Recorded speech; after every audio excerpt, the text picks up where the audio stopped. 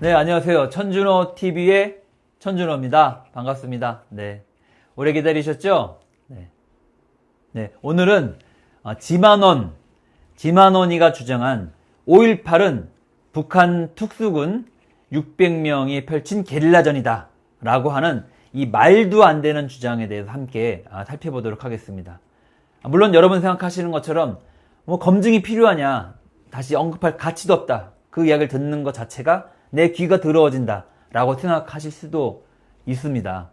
하지만 최근에 지난 39년 만에 최초로 당시 5.18 광주 민주화운동 당시에 광주 지역에 있었던 정보 요원들의 생생한 증언이 최근에 나왔습니다.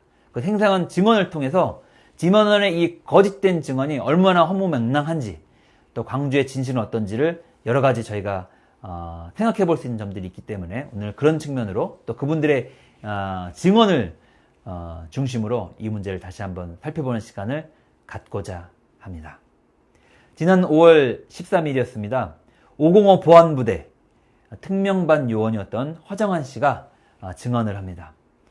505 보안부대는 당시 군 부대 내에 정보를 총괄하던 바로 국군 보안사령부, 당시 보안사령관이 전두환이었죠. 보안사령부의 광주 지부 정도로 이렇게 이해하시면 될 텐데요. 광주 보안사로 이렇게 생각하셔도 되겠습니다. 거기서 특명반 요원이었던 허정환 씨의 증언입니다. 그러니까 당시 광주 상황은 누구보다도 정확하고 객관적으로 꿰뚫어 볼 수 있는 그런 사람이었다고 생각할 수 있습니다. 또 당시에 실권을 잡고 있던 것이 바로 이 보안사였기 때문에 가장 막강한 정보 접근 권한도 갖고 있었을 것이라고 추정합니다. 근데 이 분이 바로 39년 만에 당시의 상황에 대해서 진실을 밝히기 시작합니다.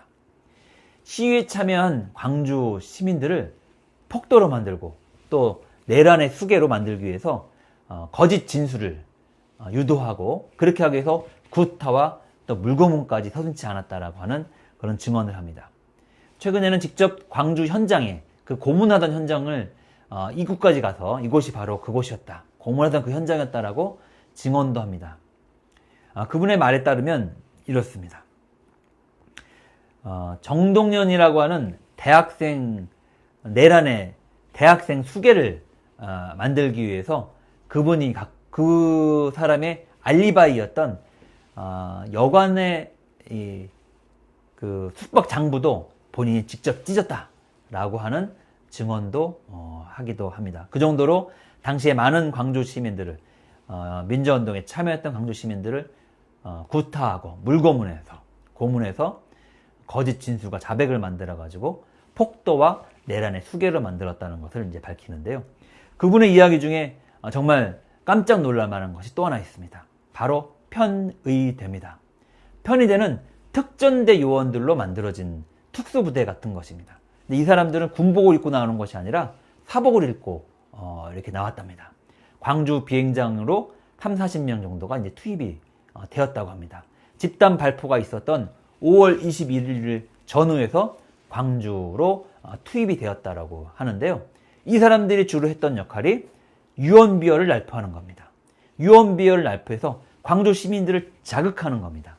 그리고 광주 시민들이 집단 발포 이후에 광주의 기아자동차, 당시 군수용 차량을 만들던, 장갑차 등 군수용 차량을 만들던 기아자동차에 침투해서 장갑차를 탈취하는 것, 그리고 무기고를 털어서 무기를 탈취하는 것들을 이 사람들이, 편의대가 주도한다는 겁니다.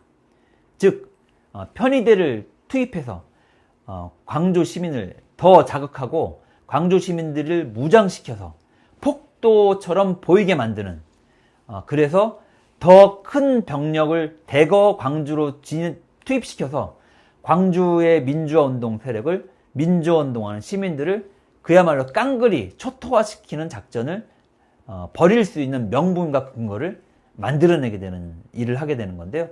그것을 의도적으로 조작하고 광주 시민들을 이끌었던 사람들이 이 바로 편의대라고 하는 말씀을 이제 증언하게 됩니다. 정말로 놀라운 일이 아닐 수 없습니다. 이 이야기를 들어보면 전두환이 얼마나 의도적이고 계획적으로 광주의 광주 민주화 운동을, 또 광주의 학살을 준비하고 만들었는지를 저희가 다시 한번 알 수 있습니다. 또 하나 새로운 증언이 또 나왔습니다. 당시에 제1전투비행단, 주한미군 광주의 제1전투비행단이 있었는데요. 거기에 501 여단의 유일한 한국인 정보원이 있었습니다. 바로 김용장 씨입니다. 김용장 씨도 39년 만에 다시 용기를 내서 증언을 하게 됩니다. 김윤정 씨의 말씀은 이렇습니다. 5월 21일 광주 전남 도청 앞에서 1시경에 집단 발포가 벌어집니다. 그 발포의 책임자가 누구냐를 두고 아직도 명백하게 그 진실이 밝혀져 있지는 않습니다. 그런데 이분이 이번에 새로운 증언을 한 거죠. 바로 5월 21일 광주에 집단 발포가 있던 5월 21일 12시에 전두환이 헬기를 타고 광주 비행장에 도착해서 정호영 당시 특전사령관, 그리고 보안부대 이재우 대령 등과 함께 비행장에서 회의를 했다는 겁니다. 그 회의의 내용인즉슨 발포 명령이 아니라 사살 명령이었다라고 하는 것이 이분의 보고 내용입니다. 이런 내용으로 미 국방성에 정보 보고를 했다는 겁니다. 미 국방성이 함부로 근거 없는 정보 보고를 하진 않았겠죠. 여기서 놀라운 것은 발포 명령이 아니라 사살 명령을 결정했다는 것입니다. 발포 명령이라는 것은 군사 규범에 따르면 초병이 신체적인 위협을 느끼거나 군사시설을 위하는 세력이 있을 때는 거기에 정당방위창에서 발포를 할 수가 있습니다. 그것이 발포 명령입니다. 사살 명령이라는 것은 상대방을 적으로 규정하고 상대방을 제압할 목적으로 발포하는, 총을 쏘는 것이 바로 사살 명령입니다. 근데 당시 전두환은 발포 명령을 한 것이 아니라 그 회의를 통해서 사살 명령을 했다라고 이분께서 증언을 해주시는 겁니다. 또 그런 내용으로 미국 국방성에 정보 보고를 했다라고 이야기를 해주십니다. 한국 정부가 원한다면 미국 국방성에 그 자료를 공개해달라고 요청할 수도 있을 것이다 라고까지 이야기를 합니다. 이 정말 놀라울 만한 역사적 진실이 39년 만에 다시 이분들의 당시 정보 요원들을 입을 통해서 증언이 전달되고 있습니다. 아이러니하게도 5.18이 북한 특수군 600명에 의해서 만들어진 게릴라전이다 라고 하는 막말이 국회에서 벌어지면서 역사의 진실, 판도라의 상자를 여는 역사의 진실이 오랜 동안 본인의 직무수칙 때문에 비밀을 누설할 수 없었던 분들의 양심의 가책을 느끼기 위해서 그분들로 하여금 진실을 말하게 하는 역할을 해낸 것이 아닌가 생각을 해보게 됩니다. 자, 그런데 여러분 어떻습니까? 지만원을 국회로 불러서 말도 안 되는 망언을 하게끔 했던 그 사람들 누굽니까? 바로 자유한국당의 국회의원들. 그 사람들 무슨 말 했는지 지금 기억나십니까? 지난 2월 8일이었습니다. 시간이 지나면 기억이 가물가물해지시죠? 제가 여러분들 다시 한번 떠올릴 수 있도록 말씀을 드리겠습니다. 당시 그 행사를 공동 주최한 3명의 의원이 있습니다. 김진태, 이종명, 그리고 김순례. 이종명 의원은 이렇게 말합니다. 5.18이 북한군이 개입한 폭동이었다는 것을 밝혀내야 한다. 이런 주장을 했었고요. 김순례는 종북 좌파들이 5.18 유공자라고 하는 이상한 괴물 집단을 만들어내서 우리의 세금을 축내고 있다라고 이렇게 이야기했습니다. 그리고 그날 지만원을 초청해서 강연을 들었죠. 지만원은 그날 자리에서도 5.18은 북한 특수군 600명이 주던 게릴라전이다. 전두환은 영웅이다. 광주의 영웅은 북한군의 부안에 동안 또 부역한 분합이다. 라고 하는 정말 쓰레기 같은 망언들을 내뱉게 됩니다. 이 행사가 있은 이후에 자유한국당은 어땠습니까? 며칠간 눈치를 봅니다. 그러다가 마지못해 나경원이 이런 말을 합니다. 광주의 역사적 가치를 높이 평가한다. 하지만 역사적 사실의 해석에는 다양한 해석이 있을 수 있다? 이게 말입니까? 막걸리입니까? 이런 막말을 또다시 한번 늘어놓음으로써 5.18의 역사적 진실에 대한 자유한국당의 인식을 저희가 다시 한번 확인할 수 있었습니다. 그리고 국민의 여론이 듣글자 마지못해 자유한국당은 자체적으로 윤리특별위원회를 소집하고 이 3명의 의원을 윤리위원회 상정을 합니다. 윤리위원회 결과가 어떻습니까? 이종명 의원은 제명 조치를 했습니다. 하지만 비례대표로 선출된 이종명 의원을 제명 조치해봐야 이종명 의원은 그 의원직을 상실하지 않게 됩니다. 그대로 유지하게 되는 거죠. 그리고 김진태 의원에 대해서는 경고 조치를 합니다. 그리고 김순례 의원에 대해서는 당원권 정지 3개월 조치를 하게 됩니다. 당원권 정지 3개월 아무 의미도 없는, 오히려 이 정도 막말과 망언을 해도 뭐 이런 정도의 징계면 내가 얼마든지 또다시 망언과 막말을 할 수 있게 만들어준, 면죄부를 만들어주는 윤리특별위원회 징계 조치다라고 하는 비난을 피할 수가 없게 된 것입니다. 자, 근데 앞서 이종명 의원을 제명했다고 얘기를 했는데요. 이종명 의원이 윤리특별위원회에서 제명했다고 해서 바로 제명되는 것도 아닙니다. 의원의 제명은 의원총회를 통해서 추인이 되어야만, 총회를 통해서 승인이 되어야만 추인 절차를 거치게 되는 것입니다.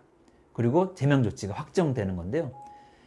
5월 18일을 앞둔 이 역사적으로 의미 있는 시점에 만약 자유한국당이 그 의원들에 대한 징계 조치의 진정성이 있다면 그 부분에 대해서 5.18이 오기 전에 그 망언 의원들에 대한 징계 조치를 저는 취했어야 한다고 보는데요.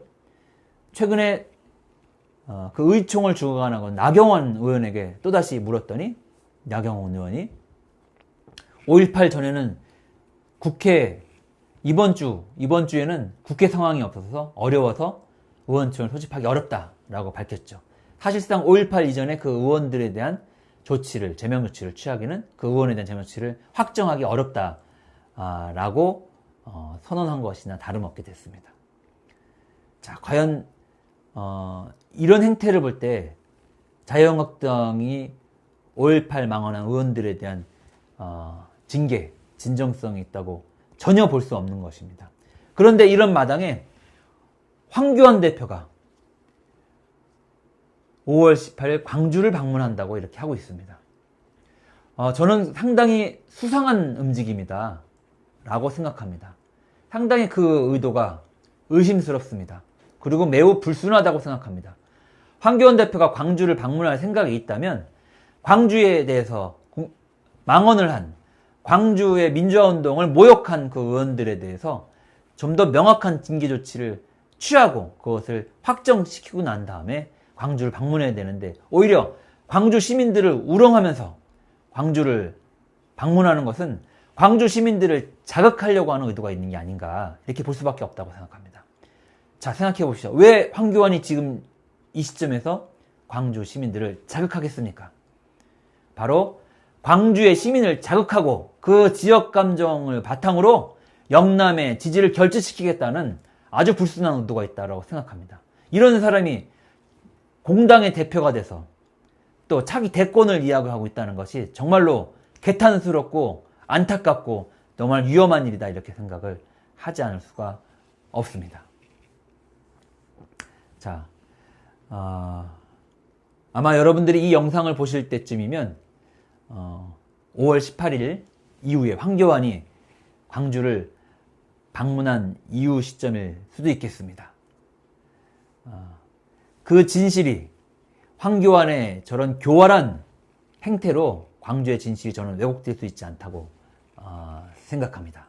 그리고 역사의 진실은 저런 교활한 행동, 망언과 망발이 이어질수록 역사의 진실은 새롭게 더 굳건해지고 밝혀질 것이라고 생각합니다. 이번에 새롭게 39년 만에 광주의 진실을 증언해 주신 두 분께 다시 한번 경의를 표합니다. 그리고 광주의 진실을 알고 계신 분들이 더 계시다면 언제라도 더 늦기 전에 그 증언을 해 주실 것을 부탁드립니다.